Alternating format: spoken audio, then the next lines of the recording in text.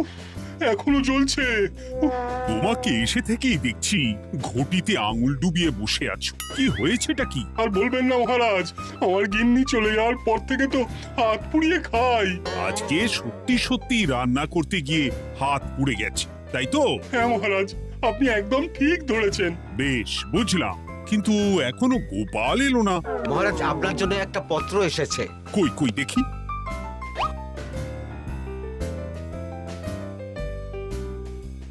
ঠিক আছে, তুমি এখন এসো। কিসের পত্র মহারাজ? দাঁড়াও, আগে গোপাল আসুক, তারপর বলছি। এই তো চলে এসেছি মহারাজ। দেখুন, আজকেও দেরি। আপনি কিছু গোপালকে বলেন না বলে লাই পেয়ে পেয়ে গোপাল আপনার মাথার উপরে উঠে গেছে। আমার নাম কি চুল নাকি যে মাথার উপরে উঠবো? আপনিও পারেন বটে। আমার নিজেরটাকেই চুল নেই। বাদ দাও, শোনো, আমি একটা নিমন্ত্রণ পত্র পেয়েছি। পাহাড়পুর রাজ্যের জমিদার বল্লভ নারায়ণ আমাকে নিমন্ত্রণ করেছেন। এ তো বেশ সুসংবাদ মহারাজ। পাহাড়পুর অপূর্ব সুন্দর রাজ্য, আপনি ঘুরে আসুন মহারাজ। না না না না না, আমি একা যাব না, তোমাকেও যে যেতে হবে। আজ বিকেলেই বেরোবো, তুমি জামা কাপড় গুছিয়ে রেখো। এ আমার পরম সৌভাগ্য মহারাজ। এ কি মহারাজ, গোপাল কেন যাবে? আমি কি দোষ করেছি? আমাকেও নিয়ে চলুন। না না না, তুমি রাজ্যের মন্ত্রী, আমি বেশ কিছুদিন থাকবো না, তাই রাজ্যটা তোমাকেই সামলাতে হবে। আচ্ছা আচ্ছা, আপনি তো রানীমাকেও নিয়ে যেতে পারতেন। আমি কোথায় কাকে নিয়ে যাব সেটা আমার একান্তই ব্যক্তিগত ব্যাপার। তুমি বেশি বোঝাতে এসো না মন্ত্রী। বেশ।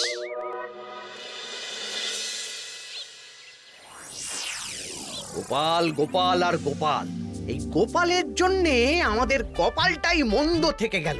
মন্দ না, বলুন বন্ধ থেকে গেল। সব সুযোগ ওই গোপাল পাবে, আর আমাদের বেলা ছাই। আজকেও গোপাল রাজসভায় দেরি করে এলো, তবুও বেটাকে মহারাজ কিছু বললেন না। বলবে কি? উল্টে মহারাজই তো গোপালকে ঘুরতে নিয়ে যাচ্ছেন। পাহাড়পুরে গিয়ে ভালো মন্দ আহার করবে গোপাল, আর আমি রাজ্য পাহারা দেব। হ্যাঁ, ঘেন্না ধরে গেল এই জীবনে। গোপাল যতদিন আছে ততদিন কিন্তু আমরা ওই ফুলে ফেপে উঠতে পারবো না। গোপালের যেন 7 খুন মাফ। আমরা তো বানের জলে ভেসে এসেছি। আপনি তো গোপালকে তাড়ানোর অনেক চেষ্টা করেছেন, কিন্তু কিছুতেই কিছু হয়নি। হবে কি করে? গোপালের একে ওই ক্ষুরোধার বুদ্ধি, তারপর মহারাজের উপর অগাধ বিশ্বাস, দুটো মিলেমিশে এক হয়ে গেছে। মাঝে মাঝে তো মনে হয় বেটাকে মেরেই ফেলি। আমার দু চক্ষের বিষ।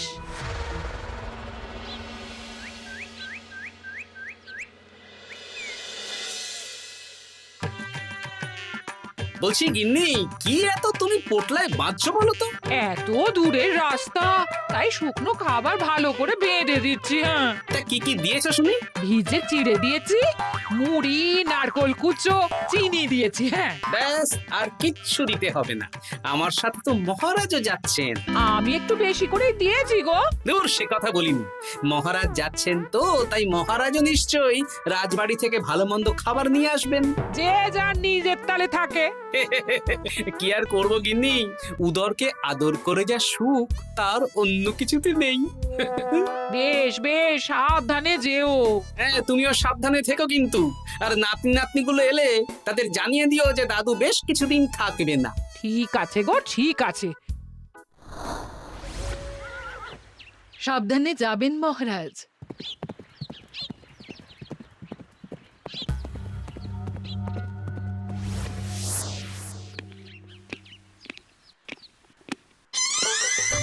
তুমি হুটহাট করে কোথায় চলে যাও বলো তো? আমি বিকেলে তোমার জন্য মুচমুচে বেগুনি ভেজেছি। সে ঠিক আছে, কিন্তু তোমাকে এখন রান্নাঘরে থাকলে হবে না গিন্নি। ও মা, রাতের খাবার কে করবে শুনি? আমি তো এখন একটু একটু রান্না শিখে গেছি। এখন তোমাকে অন্য কাজ করতে হবে। কি কাজ? শোনো, বুঝতে পেরেছো তো? একদম জলের মতো পরিষ্কার বুঝে গেছি। তাহলে আর দেরি না করে যাও।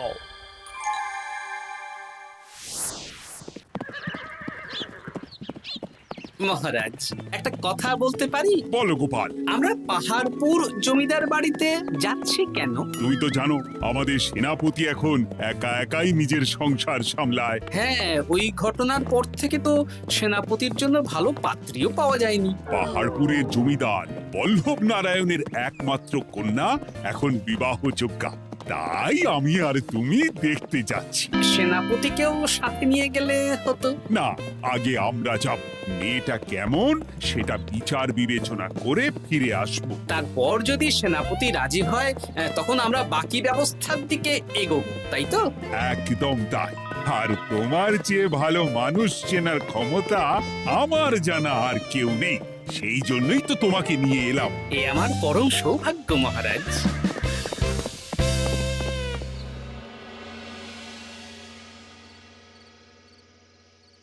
প্রণাম রানীমা। আরে মন্ত্রী গিন্নি যে, বলো বলো। এই কিছু বেগুনি ভেজেছি, তাই আপনার জন্য নিয়ে এলাম রানীমা। সরলা, তুমি ওটা রান্নাঘরে নিয়ে যাও। আচ্ছা রানীমা। ওমা, এই গয়নাটা পরে কি সুন্দর লাগছে আপনাকে। নতুন নিলেন? না না, বছরখানেক আগে বিবাহ বার্ষিকীতে মহারাজ গড়িয়ে দিয়েছিলেন। একটা কথা বলবো রানীমা? বলো না, কি বলবে? আমার মনে হয় আপনাকে আমাদের মহারাজ না আর আগের মতন ভালোবাসেন না। এই কি কথা বলছো তুমি? খোলা চোখে যা মনে হয় তাই বলেছে রানীমা। এই দেখুন না, মহারাজ হঠাৎ পাহাড়পুরে ঘুরতে চলে গেলেন আর আপনাকে নিয়ে গেলেন না। নিশ্চয়ই কোনো কাজ আছে, তাই আমাকে নিয়ে যাননি। ওই তো, এত ছাড় দিয়েছেন বলেই তো পার পেয়ে বসেছে। অপরাধ নেবেন না রানীমা। মহারাজ সব ব্যাপারে শুধু গোপাল আর গোপাল, কিন্তু বাড়িতে যে আপনিও আছেন সেটা মহারাজ খেয়ালই করেন না। আসলে গোপালকে মহারাজ খুবই স্নেহ করেন তো। আপনি আগে না গোপাল আগে? পাহাড়পুর তো এত সুন্দর জায়গা, চারিদিকে পাহাড়, পাহাড় থেকে নেমে আসছে নদী। ভাবুন আপনাকে মহারাজ নিয়ে যেতেন যদি। সত্যি তো, আমাকে তো মহারাজ নিয়ে গেলেন না। নিয়ে যাবেই বা কেন? আপনাকে তো আর মহারাজ আগের মতো ভালোই বাসেন না। সব ধ্যান জ্ঞান এখন শুধু গোপাল। হ্যাঁ সত্যি তো, আমি তো এটা ভেবেও দেখিনি কখনো। গোপালই আপনার কপাল পুড়িয়েছে। আসছে রানীমা।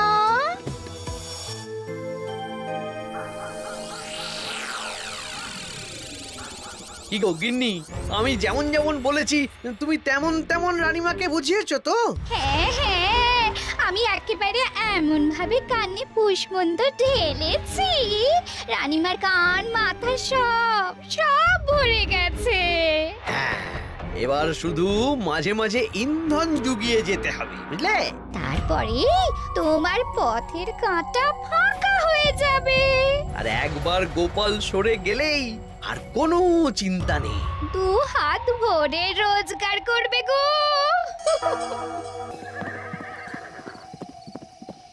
কি কেমন লাগছে যাত্রা? বেশ ভালোই মহারাজ।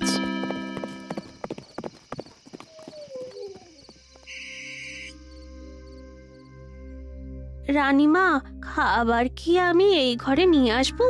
না, আজ আমি কিচ্ছু খাবো না, কিচ্ছু না, খিদে নেই, যাও। এ কি রানীমা, আপনি তো সেই দুপুরের পর কিছুই খাননি। তোমাকে একবার কিছু বললে তুমি বুঝতে পারো না? বলেছি তো আমার খিদে নেই, আমাকে বিরক্ত করো না, যাও।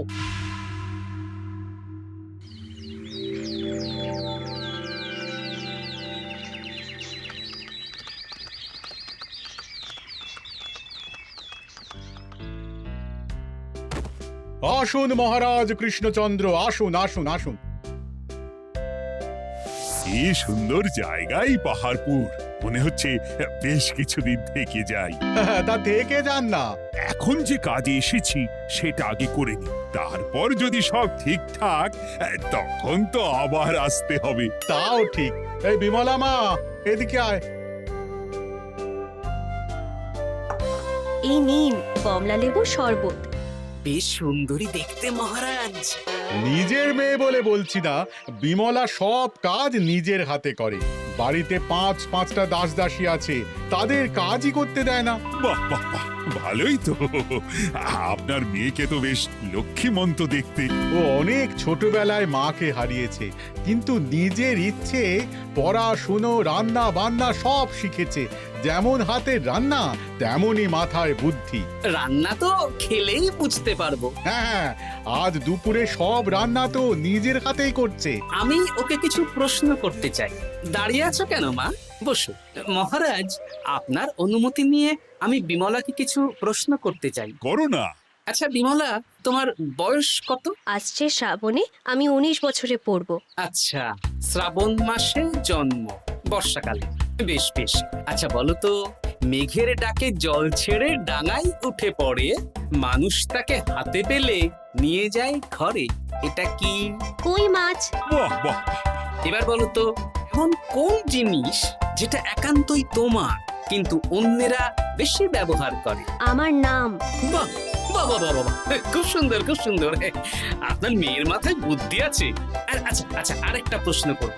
বলো তো, একটা অঙ্ক পরীক্ষায় তোমার বাবা 100-তে 90 পেয়েছে, তুমি 100-তে 100 পেয়েছো, আর আমি 100-তে 95 পেয়েছি। তাহলে কে বেশি বুদ্ধিমান? আপনি বেশি বুদ্ধিমান। এমা, এটা তুই কি বললি রে? তুই তো 100-তে 100 পেয়েছিস, তাহলে তুই বেশি বুদ্ধিমান হবি না? না না, আমি হলে তো বুদ্ধিমতী হব। দারুণ দারুণ। জমিদার মশাই, আপনার মেয়ে সত্যিই বুদ্ধিমান, না মানে বুদ্ধিমতী। এবার দুপুরের ভুরি ভোজটা খেলেই বুঝতে পারবো হাতের জাদু।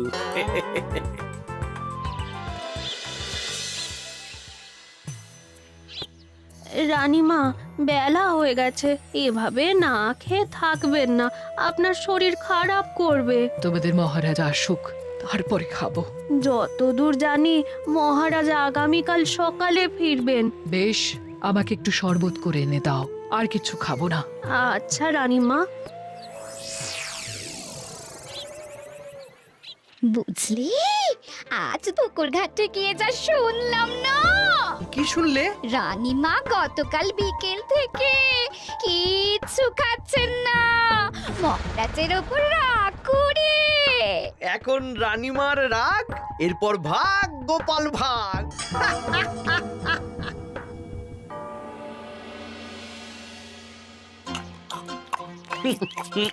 সত্যি বিমলা, তোমার হাতের রান্নার কোনো তুলনা নেই মা।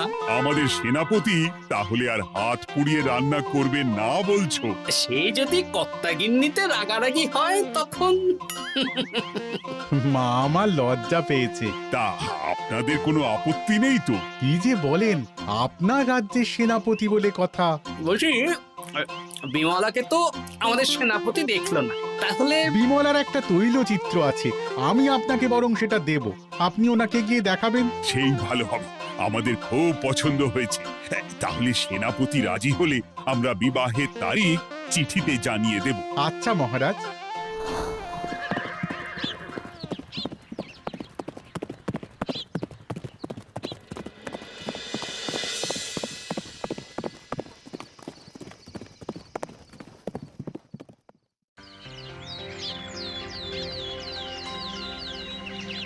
মহারাজ, আমি তাহলে আসি। যাওয়ার পথে আমি সেনাপতির সাথে কথা বলে নেব। হ্যাঁ হ্যাঁ গোপাল, এসো। বেশ ভালোই কাটলো পাহাড়পুরে। হ্যাঁ মহারাজ, অনেক ধকল গেছে, যান গিয়ে বিশ্রাম নিন।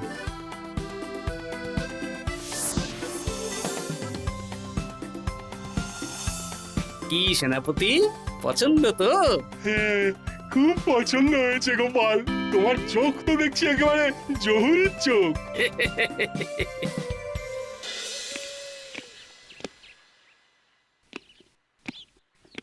চিরটা কাল আপনি ওই গোপাল গোপাল করে কাটিয়ে দিন। কি হলো? রানীমা গত পরশু থেকে কিচ্ছু খাননি, গতকাল একটু শরবত খেয়েছেন শুধু। কেন, কি হয়েছে? দেখুন মহারাজ, সহ্যের একটা সীমা আছে। আরে, আমার তো কিছুই মাথায় ঢুকছে না। মাথায় শুধু গোপাল থাকলে আমার কথা ঢুকবে কি করে মহারাজ? আপনি আমাকে আর আগের মতো ভালোবাসেন না মহারাজ। এসব কি বলছো রানী? ঠিকই বলছি, আপনি খেয়ালই করেননি যে আমি গলায় আপনার পছন্দের পান্নার হার পরেছি মহারাজ? আরে আমাকে বলার সুযোগ দেবে তো। দেখুন, আপনি পাহাড়পুরে ঘুরতে গেলেন, গোপালকে নিয়ে গেলেন। আমারও মনে হয় কোথাও ঘুরতে যাই মহারাজ। আরে গোপালকে নিয়ে যাওয়ার প্রয়োজন ছিল, তাই নিয়ে গেছি। গোপাল তো আপনার প্রিয়জন, তাই ওকেই আপনার প্রয়োজন। আমি তো কেউ না। দেখো, গোপাল আমার সব বিপদে আপদে পাশে থাকে, তাই ওকে ভরসা করি, সেটা তো তুমি খুব ভালো করে জানো। আজকের পরে হয় গোপাল থাকবে, না হলে আমি থাকবো। না না না, এ হতে পারে না। গোপালকে আমি সরাতে পারবো না, আর কাউকে সরানোর জন্য কোনো কারণ তো চাই। আর কারণ যদি আমি দিয়ে দিই? কি কারণ? আপনি গোপালকে বলবেন আমার সাথে আপনার ঝগড়া হয়েছে। বেশ, তাতে কি? আপনি গোপালকে বলবেন ও যেন আমাকে বলে আপনার কাছে ক্ষমা চাওয়ার জন্য, আর আমি ক্ষমা চাইবো না। ব্যাস, আপনি এই সামান্য কাজটা গোপালকে করতে না পারার জন্য ওকে তাড়িয়ে দেবেন। ওকে মাত্র 7 দিন সময় দেবেন, ব্যাস। ঠিক আছে, আমি এক্ষুনি গোপালকে ডেকে পাঠাচ্ছি। দেখো গোপাল, এখন যদি রানী আমার কাছে ক্ষমা না চায়, তাহলে কিন্তু আমি বাধ্য হব তোমাকে রাজসভা থেকে তাড়িয়ে দিতে। আচ্ছা মহারাজ, বুঝেছি। রানীমা আপনার কাছে ক্ষমা চাইবেন, কিন্তু তার জন্য আপনাকে আমার কথা মতো কিছু কাজ করতে হবে মহারাজ। কি কাজ বলো? বুঝেছেন? হ্যাঁ। না গোপাল, আমি মহারাজের কাছে ক্ষমা চাইতে পারবো না। দেখুন রানীমা, আমার মনে হয় আপনার ক্ষমা চাওয়াই উচিত। পুরুষ মানুষের মন বলে কথা, যদি বেশি দিন আপনি মহারাজের সাথে এরকম তিক্ত সম্পর্ক রাখেন, তাহলে কিন্তু মহারাজের মন অন্যদিকেও চলে যেতে পারে। এমনিতেও কি গোপাল? কিছু না রানীমা, শুধু এটুকু জেনে রাখুন, রাজবাড়ির মাঠে বাঁশ বাঁধা হবে। মানে কেন?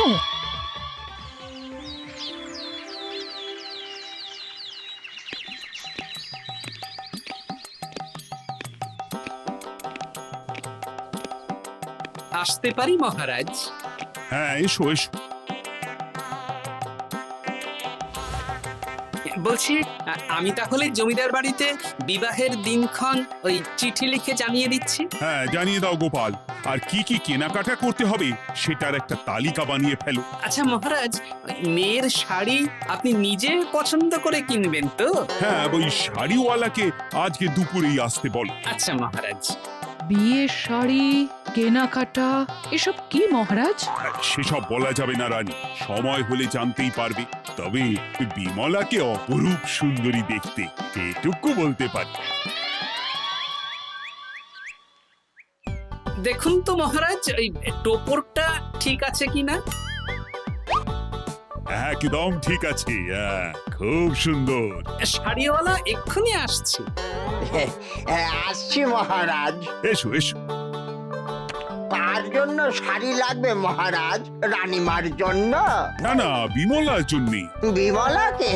এক অপরূপা তরুণী, বুদ্ধিমতীও আছে, ধীর স্থির, ঝগড়া করে না। বেশ, অনেক হয়েছে মহারাজ। দোহাই আপনার, আপনি দ্বিতীয় বিয়ে করবেন না। আমি ক্ষমা চাইছি। কি বলছো রানী? আমি বুঝতে পেরেছি, আমি আপনাকে গোপালের নামে 2-4 কথা শুনিয়েছি বলে আপনি বিয়ে করতে চলেছেন। আমি আর রাগারাগি করব না, আমাকে ক্ষমা করুন। ব্যাস, রানীমা ক্ষমা চেয়ে নিয়েছেন, মানে আমার চাকরিটা থাকছে। হ্যাঁ গোপাল, হ্যাঁ, দোহাই তোমার, মহারাজকে বিপথে চালিত করো না। আরে দূর, আমি বিয়ে করছি নাকি? বিয়ে তো হবে সেনাপতির। ওর জন্যই তো পাত্রী দেখতে পাহাড়পুরে গেছিলাম, গোপাল আর আমি। তার মানে মন্ত্রীর বউ আমাকে ভুল বোঝালো? আবার মন্ত্রীর কোনো ষড়যন্ত্র হবে, ওকে না নিয়ে গিয়ে গোপালকে নিয়ে গেলাম বলে। সেনাপতির বিয়ের আগেই আপনি মন্ত্রী মশাইকে ধোলাইটা দিয়ে দিন। ঠিক বলেছ রানী, তুমি বরং শাড়ি পছন্দ করো, আর আমি চললাম মন্ত্রীকে ধোলাই দিতে।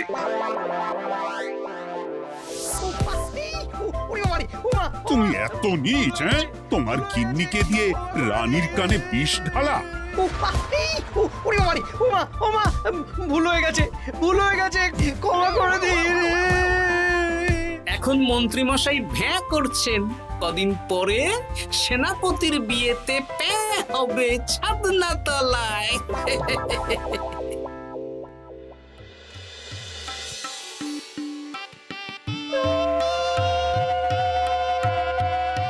এবার মালা বদল হবে। এবার বুঝবে মালার কি জ্বালা। কি বললে? হ্যাঁ